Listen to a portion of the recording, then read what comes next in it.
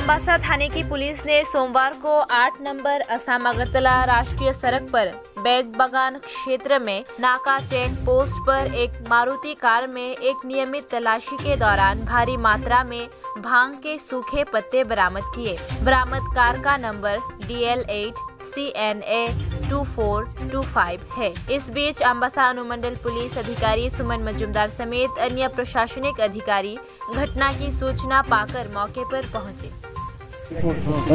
Sir আপনারা আজকে অভিযান চালিয়ে কি উদ্ধার করছেন? আজকে সকালে আমাদের কাছে একটা সিক্রেট ইনফরমেশন আসে যে একটা মারুতি সুজুকি প্রাইভেট কার ও গাড়িতে করে কিছু সাসপেক্টেড গাঞ্জা আসছিল। তো এই খবরের ভিত্তিতে আমরা বেদবাগান নাকা পয়েন্টে আসি এবং গাড়িটাকে দেখে ডিটেন করি। ডিটেন করার পর গাড়িটা যখন আমরা সার্চ করে গাড়ির মধ্যে থেকে আমরা টোটাল 67টা প্যাকেট প্রায় 67 কেজি গাঞ্জা আমরা উদ্ধার করতে সক্ষম হই এবং গাড়ির মধ্যে দুজন লোক ছিল, একজন ড্রাইভার আর একজন কো ড্রাইভার। ড্রাইভারের নাম হলো মোহাম্মদ বিল্লাল, ওর বাড়ি উত্তরপ্রদেশ সাহারানপুর ডিস্ট্রিক্টের অন্তর্গত। পরবর্তী সময়ে এক্সিকিউটিভ ম্যাজিস্ট্রেটের সম্মুখে আমরা গাড়িটাকে করি, সার্চ করে এবং মাল উদ্ধার করি এবং এটাকে আমরা সামনে আমরা এটা সিজ করি। কত টাকা মাল?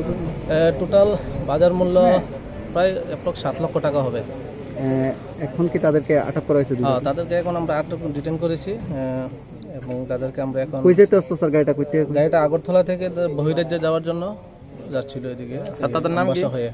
তাদের নাম, একজনের নাম হলো মোহাম্মদ বিল্লাল, ওর বাড়ি হলো উত্তরপ্রদেশ সাহারানপুর ডিস্ট্রিক্টে।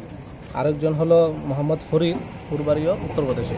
গাঁজাগুলি কিসের মধ্যে দিয়ে, মানে কোথায় পাওয়া গেছে? গাঁজাগুলো brown colour cello tape, adhesive tape দিয়ে পেঁচানো ছিল।